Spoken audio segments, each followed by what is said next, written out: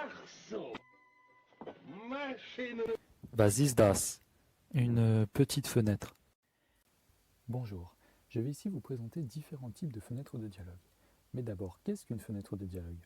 Eh bien, c'est un composant d'une interface graphique constitué d'une fenêtre qui se superpose partiellement ou totalement à un programme ou à un système d'exploitation en prenant immédiatement le focus pour informer l'utilisateur d'un événement ou obtenir une information de l'utilisateur. Ces fenêtres sont également appelées boîtes de dialogue car elles établissent un dialogue entre l'ordinateur et l'utilisateur.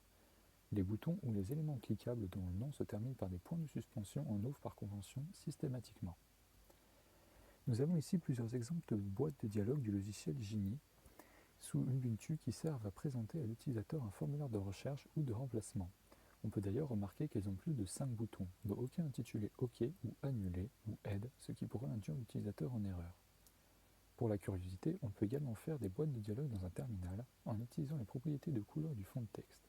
Ici, une boîte nous présente des instructions, puis la suivante nous invite à rentrer une donnée et à confirmer notre saisie. Enfin, une dernière nous propose un choix. Comme quoi, même un terminal peut être un minimum ergonomique. Il existe des fenêtres de dialogue pour des applications tactiles sur tablette. Nous allons prendre l'exemple d'une interface homme-machine d'une des cabines d'une des rames du funiculaire Saint-Just. En effet, depuis leur grande révision du printemps 2019, les rames disposent d'une IHM tactile dans les cabines. Elles servent à l'affichage d'informations, état du signal de départ, état des portes, horaires, etc. Mais elles comportent également une fenêtre de dialogue qui sert à saisir un couple identifiant mot de passe qui peut donner les droits d'effectuer certaines actions, comme l'isolation de porte, le contrôle des batteries ou l'état du système, etc.